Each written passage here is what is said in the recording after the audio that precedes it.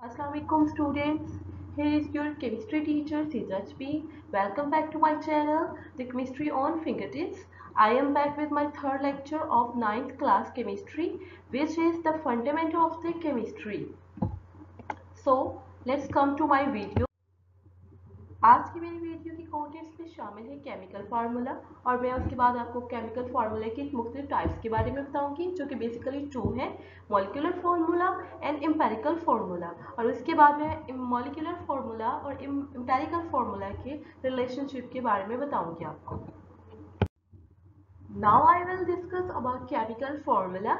What are chemical formulae? Compounds are represented by chemical formulae as elements are represented by symbols. जैसे कि मैंने अपनी पहली video में डिस्कस किया है कि हम लोग एलिमेंट को रिप्रेजेंट करने के लिए डिफरेंट सिंबल यूज करते हैं। इसी तरह अगर हमें अपने कंपाउंड को रिप्रेजेंट करना है तो उसके लिए हम लोग केमिकल फॉर्मूले को यूज करते हैं। Now there are different steps to define और राइट अ केमिकल फॉर्मूला। हमारे पास डिफरेंट स्टेप्स और रूल्स हो सकते हैं जिनके थ्रू हम अपने केमिकल फॉर्मूले को रिप्रेजेंट करते हैं। फॉर एग्जाम्पल सबसे पहला स्टेप जो है हमारा, symbol of two elements are written side by side.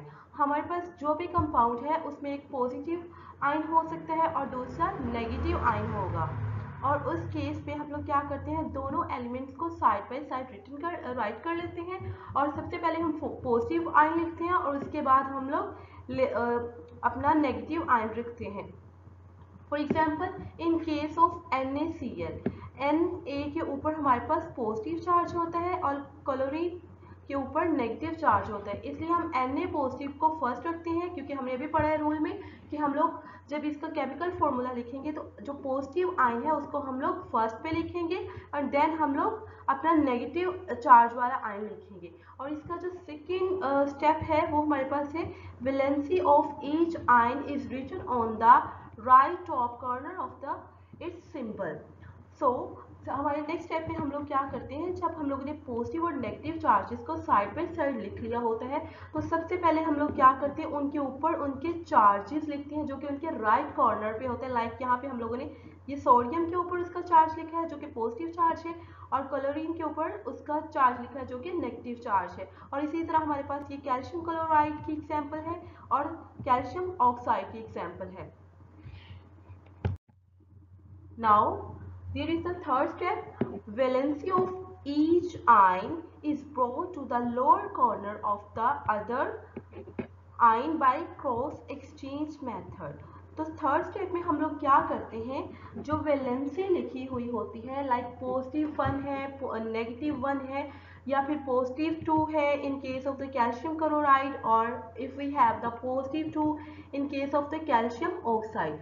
तो हमने क्या करना है, उनकी जो वैलेंसी है उसको दूसरे हमारे जो आयन है क्लोराइड, जैसे यहाँ पे नेगेटिव आयन है, उसके साथ क्या करेंगे, क्रॉस एक्सचेंज करेंगे। और क्रॉस एक्सचेंज उनकी मतलब क्रॉस एक्सचेंज क्या करेंगे, उनकी जो वैलेंसी है उसको हम लोग दूसरे वाले आयन के साथ नीचे लाके मल्टीप्लाई करेंगे, like in case of sodium chloride, then they are written as, और उसके बाद हम लोग उनके फॉर्मूलेस लिख देते हैं। लाइक यहाँ पे एक थर्ड फोर्थ रूल हमारा ये है, they are offset and not written in the chemical formula. For example अगर हमारे सिर्फ वैलेंसी में एक जो चार्ज है वो पॉजिटिव 1 है, लाइक सोडियम के केस में हमारे पास पॉजिटिव 1 होता है और क्लोराइड के ऊपर हमारे पास नेगेटिव चार्ज होता है, तो नेगेटिव 1 और पॉजिटिव 1 एक दूसरे को क्या कर देंगे, ऑफसेट यानी न्यूट्रल कर देंगे, और इसलिए जो केमिकल फॉर्मूला हम लिखेंगे वो वैलेंसी क्या होगी, न्यूट्रल आएगी दोनों पूरे कंपाउंड की।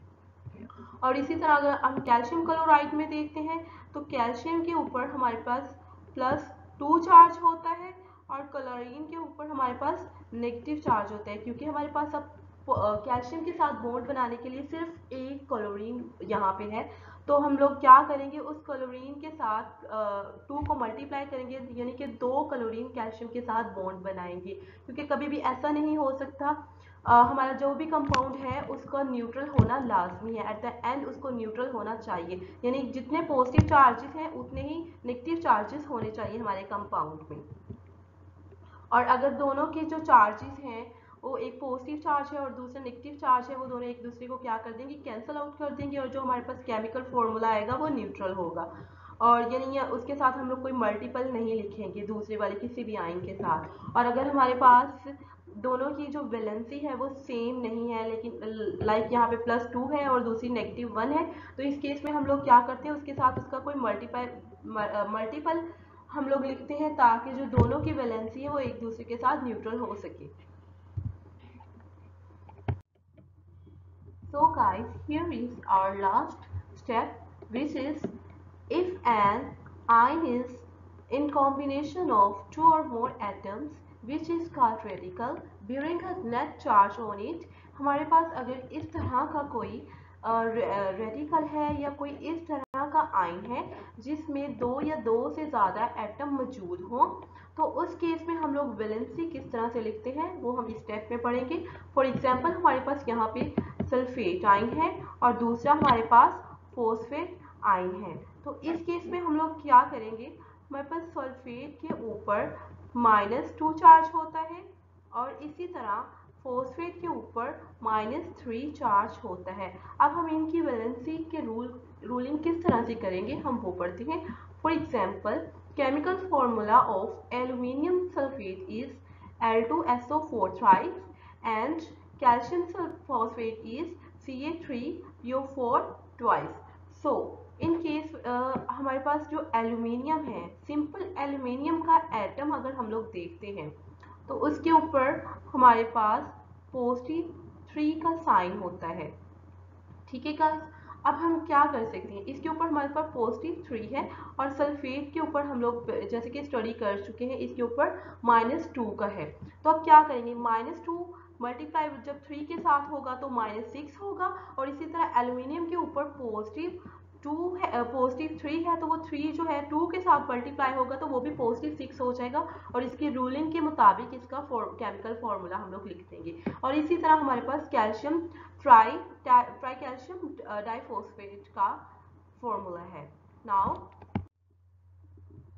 Now, how many types of the chemical formula are there? We have basically two types of the chemical formula. First one is the empirical formula and the second one is the molecular formula. In empirical formula, we basically discuss about the whole number ratio of the atoms present in a compound. हम लोग empirical formula में क्या discuss करते हैं, उसमें हम लोग जो भी compound है उसके atom की whole number of ratio को देखते हैं और उसके मुताबिक इसका फॉर्मूला लिखते हैं। For example we have the example of the silica. In फॉर्मूले of silica we have the 1 silicon and the 2 oxygen, that's why its ratio is 1:2, and its empirical formula is written like that, SiO2. In case of glucose we have the 6 carbon, 12 hydrogen and 6 oxygen according to ratio। when we will जब हम इनकी ratio find out करते हैं तो उस वक्त क्या होता है, कार्बन 6 है, 12 हमारे पास हाइड्रोजन है और ऑक्सीजन 6 है, इनकी जब रेशियो कैलकुलेट करते हैं तो वो हमारे पास सिंपली रेशियो 1:2:1 आती है, इसलिए हम लोग इसका एम्पेरिकल फॉर्मूला CH2O लिखते हैं। But there is an exceptional case. In case of ionic compound, their formula unit is same as their empirical formula. मैं ये कह सकती हूँ कि इनका empirical formula और इनका formula unit हमेशा same होता है। For example, there is sodium chloride example in which we have the sodium chloride as their ions in the formula unit which is same as their empirical formula. Now, molecular formula.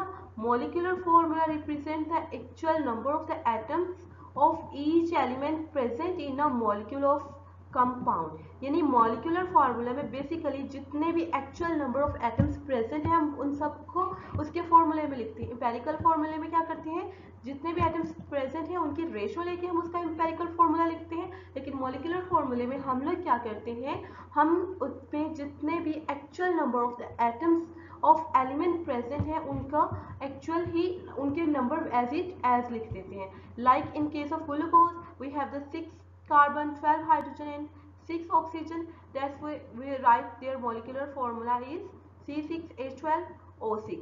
And for benzene, we write C6 and hydrogen 6 because we have the 6 carbon and 6 hydrogen present in it. There is a relationship between the molecular formula and the empirical formula which can be represented like that. हमारे पास इन दोनों में relationship होता है. Molecular formula is equal to empirical formula multiplied by n, और जो n है वो कोई भी इंटीजर हो सकता है, 1 2 3 एंड सो ऑन. यानी कि मॉलिक्यूलर फॉर्मूले को अगर हम फाइंड आउट करना चाह रहे हैं तो उसके जो भी उसका एम्पेरिकल फॉर्मूला है हम हमारे कंपाउंड का, उसके साथ हम n को मल्टीप्लाई करेंगे तो उसका मॉलिक्यूलर फॉर्मूला आ सकता है. लाइक देखिए हमारे पास ये हाइड्रोजन पेरोक्साइड है. हाइड्रोजन पेरोक्साइड का मॉलिक्यूलर फॉर्मूला हमारे पास HO है. अगर हम इसको मल्टीप्लाई करते हैं टू इंटीजर्स के साथ, यानी इसका n क्या है 2 है, तो इसका मॉलिक्यूलर फॉर्मूला हमारे पास क्या आ जाता है H2O2. देन बेंजीन, बेंजीन का हम लोग एम्पेरिकल फॉर्मूला देखें तो वो CH होता है. अगर हम इसको मल्टीप्लाई करते हैं 6 इंटीजर के साथ, यानी 6 है इसका n, तो इसका मॉलिक्यूलर फार्मूला हमारे पास क्या आ जाता है C6H6. यानी हमारे पास रिलेशनशिप है मॉलिक्यूलर फॉर्मूला और एम्पेरिकल फॉर्मूले में. So students, this was all about my video. I hope you will like it, and if you like my video, please subscribe my channel and don't forget to hit bell icon. Stay home and stay safe. Allah Hafiz.